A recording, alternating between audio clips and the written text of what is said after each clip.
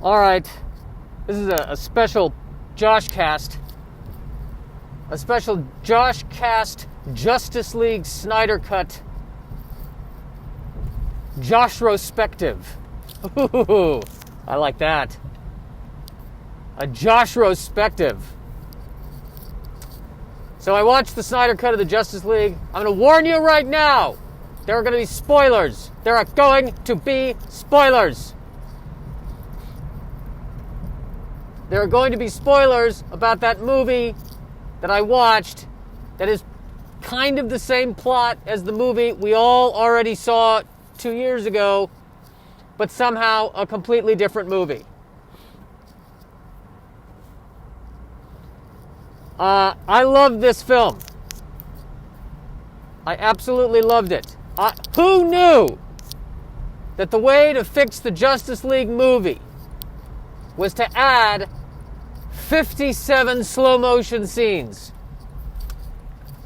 It's a 2-hour movie and an additional 2 hours of the Flash running in slow motion. And somehow it works for me.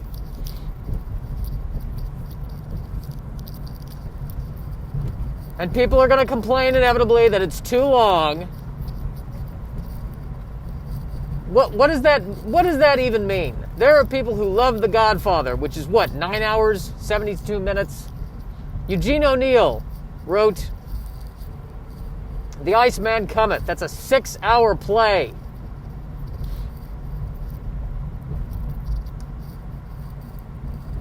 It's not too long unless you feel like your life is being wasted.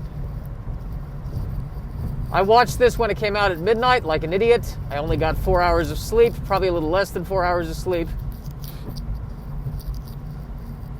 But I enjoyed it.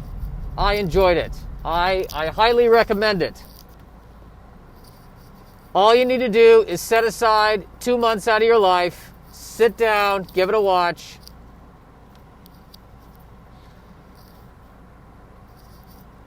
I think you should watch that, and then, as like a small epilogue dessert, watch The Irishman.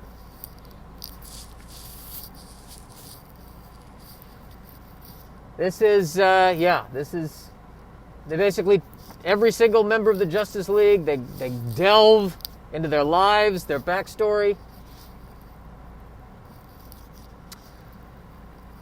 Some thoughts about the Justice League, this version of it. Everybody on the planet Apocalypse has a deep voice. Everybody on the planet Apocalypse has a deep voice. You will never hear anybody on Apocalypse saying, "Why don't we have a deli?"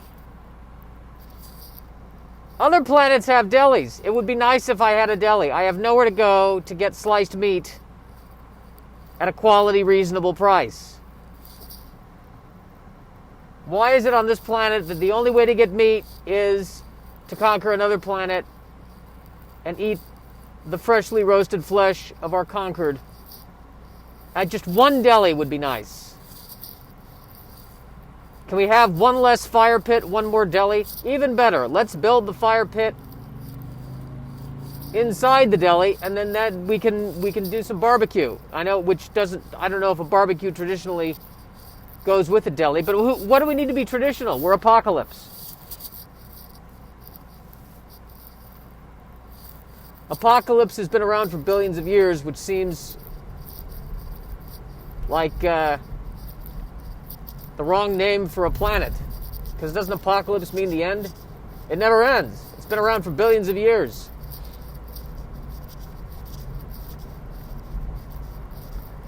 Yeah, nobody has my voice on the planet Apocalypse.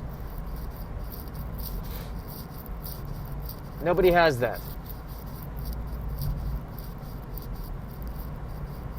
You'll never hear, "Oh, the day I've had."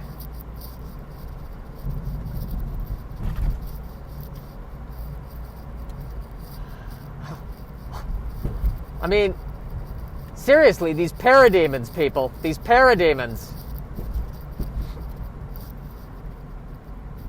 You know what I love about the parademons? These are supposedly undead zombie creatures that are the undead soldiers that have been conquered. And they all need goggles. I'm not sure why an undead zombie creature, which seems to be bleeding black blood out of its mouth. It's like, ooh, I've got a sensitivity here. Ooh, things are getting in my eye as I'm flying. I need some World War I plane goggles, and then I'll be good.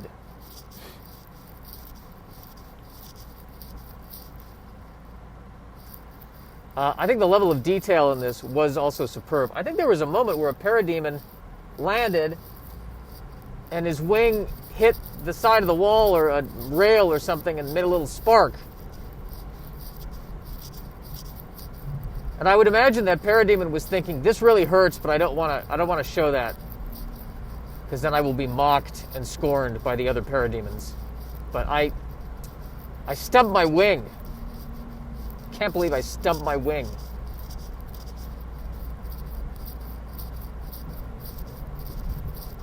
This is, what I'm about to say is a terrible joke, but it would be nice if there was a parademon paralegal.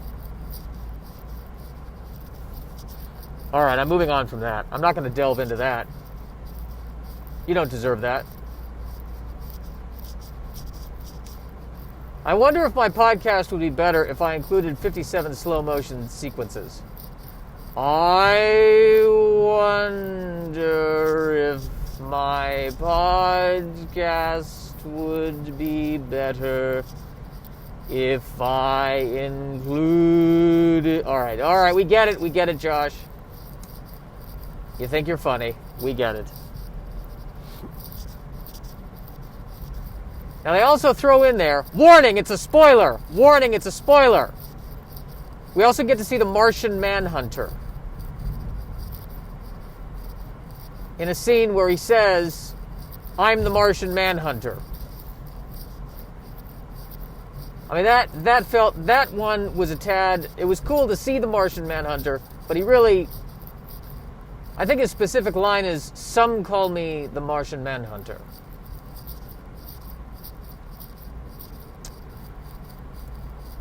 Oh, well, what do other people call you? Phil. Oh, well, what do you want me to call you? You can call me Martian Manhunter. All right.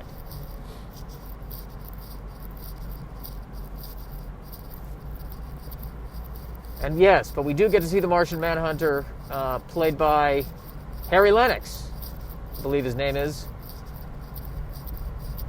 And so it turns out he was General Swanwick in Man of Steel and the Justice League. Man of Steel and Batman v Superman. And I think the implication is that he's been there the whole time as the Martian Manhunter in disguise as Swanwick. And already the running joke on Twitter is he's sitting out all these other battles and finally comes to the forefront after the battle is over. More like General Swan, what? So I don't want to comment too much on that. A lot of slow motion. A lot of slow motion. But the interesting thing to me about it is that it's amazing how much of the first version of the Justice League, I guess the Joss Whedon version, how much of it really was reshot. It was the same scenes, but it was different dialogue. There were also plot changes that were made, that there was, in the first version, there's this whole notion of Batman kind of pushing Wonder Woman over the edge a little bit emotionally to get a reaction out of her, making a quip about, you're like this because you lost Steve. What's the deal with you losing Steve? And it's turned you into this, you've turned away from the world.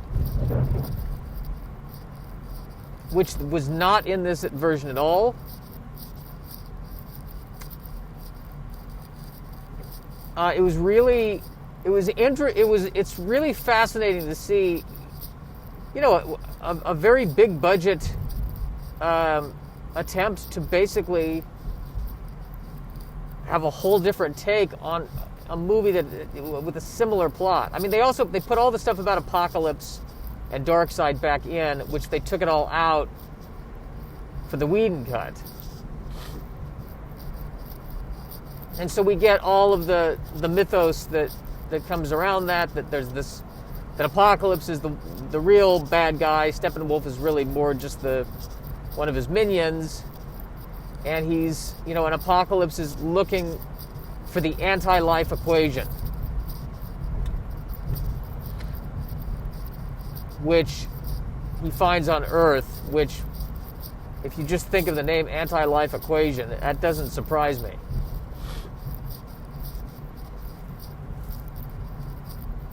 That sounds like every office cubicle desk job. I found the anti-life equation. I'm going to cause everyone in the universe to start selling insurance. And now there will be no life. I would argue that this Justice League movie is, in and of itself, an anti-life equation, just because it takes the whole of your life to watch it. But I kid from a place of love. Like I said, I think the thing about the Joss Whedon version is that Joss Whedon as a writer, I think has a great sense of humor and is a really good joke writer. But the downside to that is whenever he puts his jokes in, I can tell that it's a Joss Whedon joke. There's a cadence and there's kind of there's just a Joss Whedon-ness about the jokes. So the Joss Whedon version it's like half Zack Snyder action beats, Joss Whedon dialogue. And they removed all the Joss Whedon dialogue in this, and it's back to the original dialogue, which fits much better with Zack's tone. I say Zack like he's my friend, like we hang out together. But we do have the same last name, so.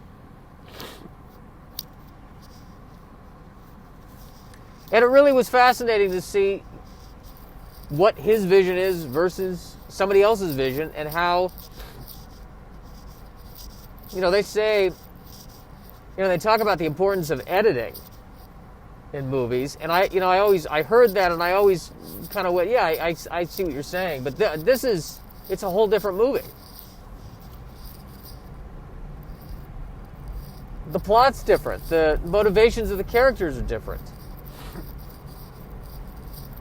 There were moments in the Whedon cut where visually it's the exact same, visual moment in this version, but it means something completely different because, the motivation of the characters is different. It's fascinating. It's a fascinating exercise in showing the power of editing. It really is. But if you're a fan of DC and of the Justice League, it's worth a watch. Like I said, all you need to do is clear your calendar for the remainder of the millennium and have fun there. Well, the other thing that Superman wears when he finally comes back, he wears the black suit, the black Superman suit. It's never really explained why he chose the black Superman suit. It's only kind of implied. Not even implied. He's walking around his ship. There's all these suit options. And he says, I'm feeling depressed. I think I'll go with the black suit. The black suit feels right to me. I'm gonna go with the black suit.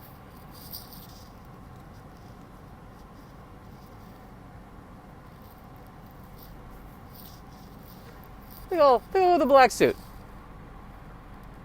He says to Lois and to his mother, "They brought me back, and I need to figure out why." And he vaguely knows that the world is being threatened.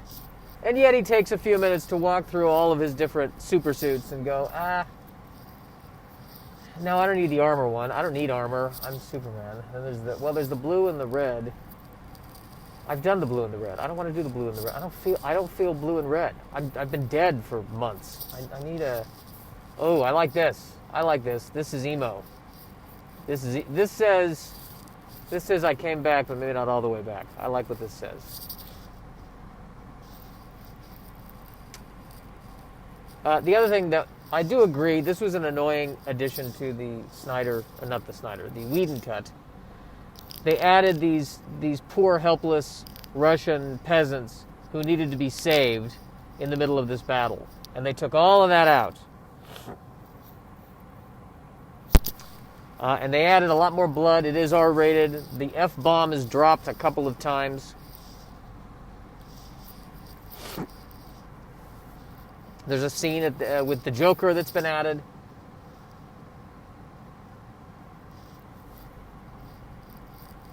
And we get to see Jared Leto as Joker. I gotta say, I know the Joker is a crazy character. And Jared Leto and Heath Ledger and Jack Nicholson and Cesar Romero, like, they've all done a good job portraying the Joker. But I feel like, especially, and in all fairness, I didn't watch the Joker movie. I didn't see Joaquin Phoenix do it. But from the clips I've seen, I feel like there's kind of a similar angle that Heath Ledger and Jared Leto and Joaquin Phoenix took with the Joker, which makes sense that they would do it that way because that is the Joker's character. But there was,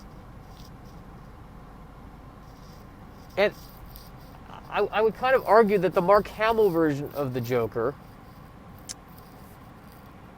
there was an element of the Mark Hamill version of the Joker that was a lot more calculating and sinister versus, idiosyncratic. And I'm hoping that the next iteration of the Joker has a little bit more of that.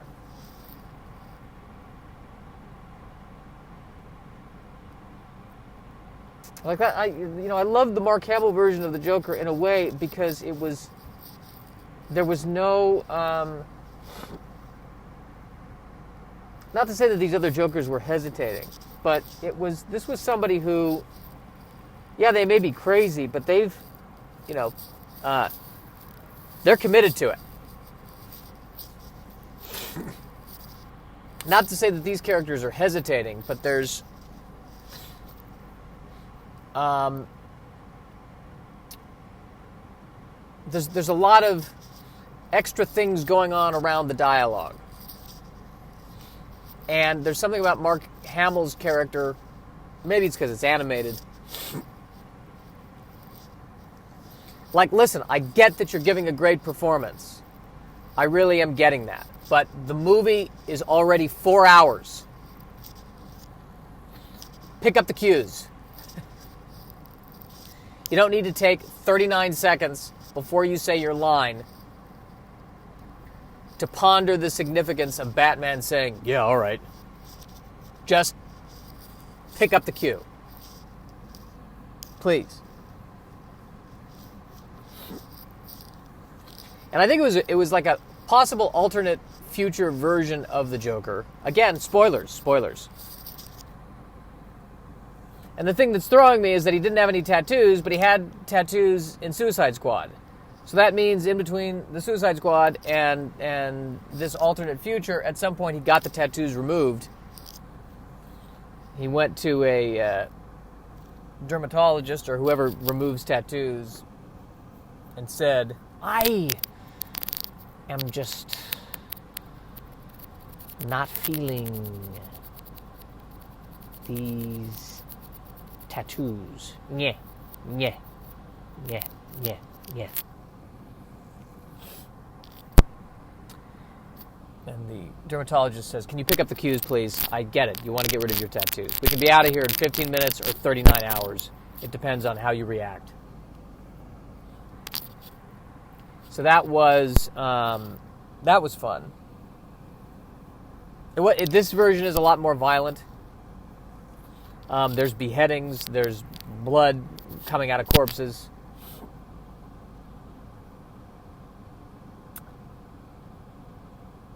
Pretty intense. Cyborg.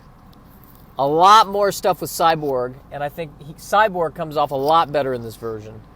There's more for Ray Fisher to do. There's much more of his backstory. Did anybody not have a tragic thing happen to a family member?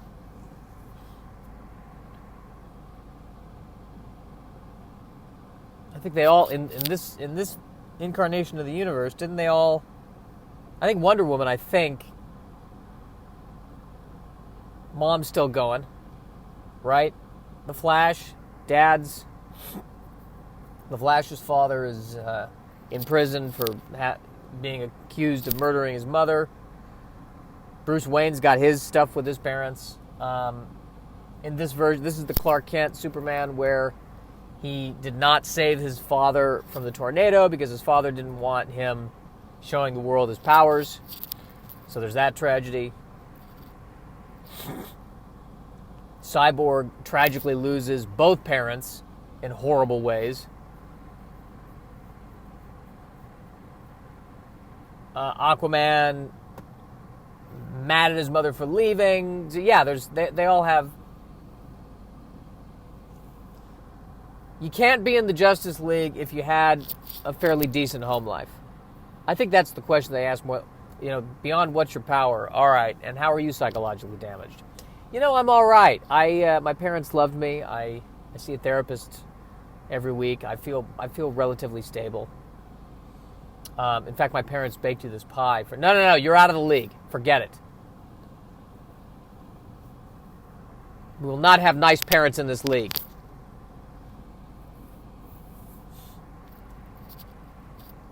I feel like they must go to AA meetings and support groups to recruit people for the Justice League. That's what you need. You need a lot of pain. A lot of pain.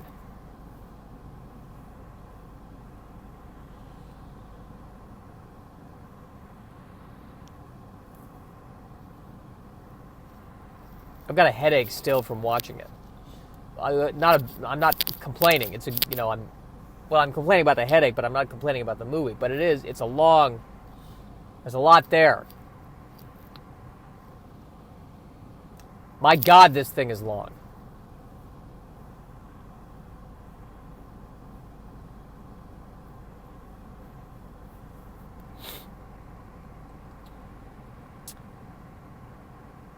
Steppenwolf in this version has this living armor, which is much more interesting than what they did in the first version. I mean, it really is an improvement on what he looks like, and is much more. Even Steppenwolf has a bad history where he somehow, angered his father figure, which is Darkseid, and he's angsty.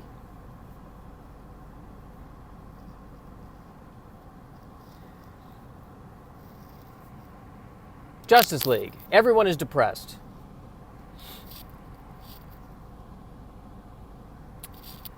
So actually, maybe that's why I connected with it so much. Everyone is miserable in this film, to greater or lesser degrees. We also don't have to deal with the Henry Cavill covering up the mustache stuff, because all that was taken out.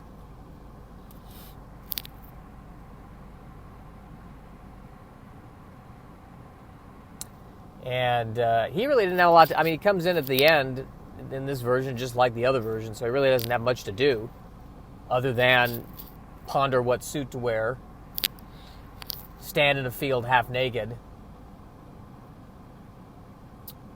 and say about 10 lines.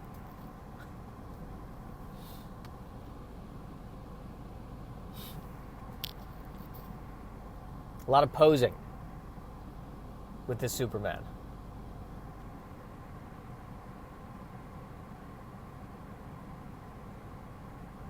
Here's another spoiler. At the end of the movie, at the climax of the movie, the boom tube, which is the portal through space, is opened. The portal seems to open, and they look through the portal, and the portal seems to have opened behind Darkseid. So he turns around and looks as if, what's going on over here? Is this Earth? Is this Earth? Are you the guys I've been hearing so much about? And the ladies. Sorry, Wonder Woman. Is that it? Are those my boxes? This is Earth. All right. Guys, it's over here. It's over here. I almost didn't see this boom tube come in. I'm glad I caught you. How is everybody?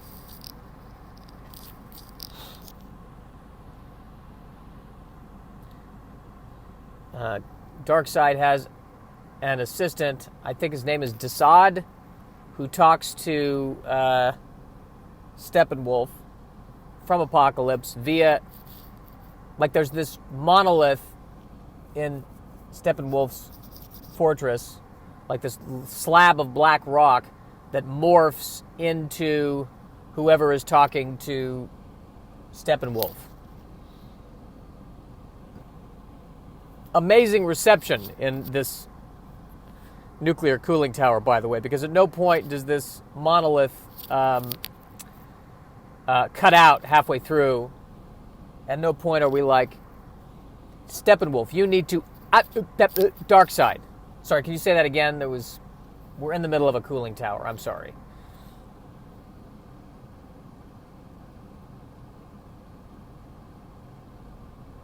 A lot of people on Apocalypse, their eyes are also on fire.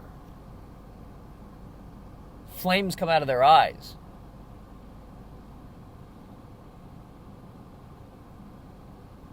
Which when you're in the Apocalypse castle, they say never ask Darkseid for reading lights. He doesn't need a reading light. He's got that covered. And he doesn't really read much.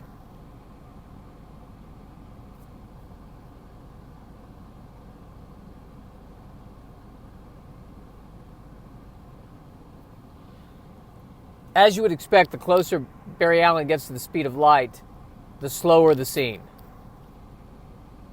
The speed of light scene was 9 hours, actually, in the 4-hour film. There was an additional 9 hours of Barry Allen moving an inch.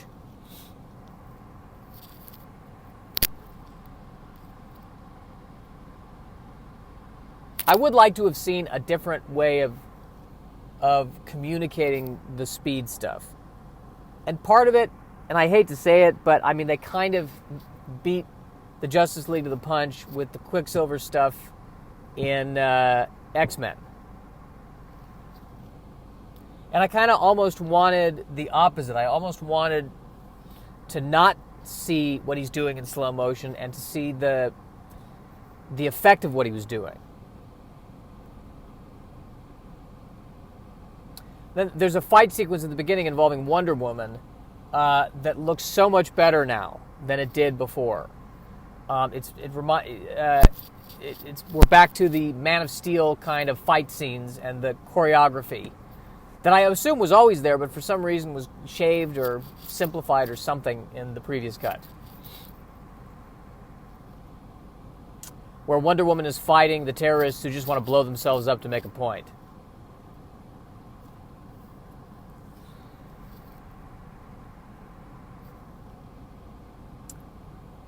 I've not been liking terrorists in any of the movies or generic robbers in any of the movies I've been seeing. None of them seem realistic to me. I don't know what it is, but they, like this terrorist who says I'm gonna blow everything up. Not that he's a bad actor. It's almost, there's a Shakespearean quality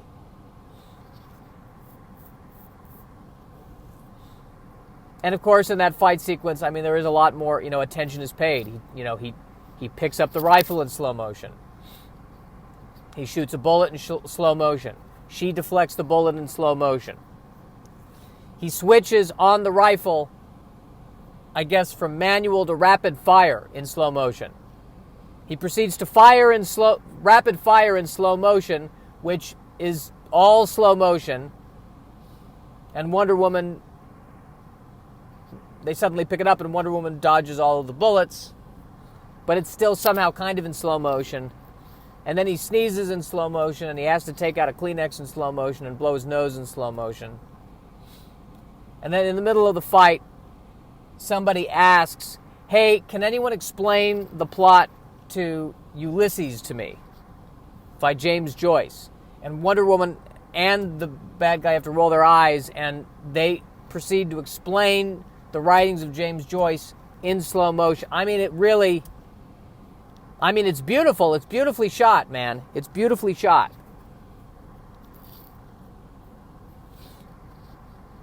Look at me doing this. Spoiler-filled, 31-minute Justice League reaction. Look at me. I've got to stop here. I have to stop. I can't talk about this anymore. Even my reaction is 10 minutes longer than my normal podcast. But that's what you get with the Snyder Cut. I recommend it. It is fun. Watch it.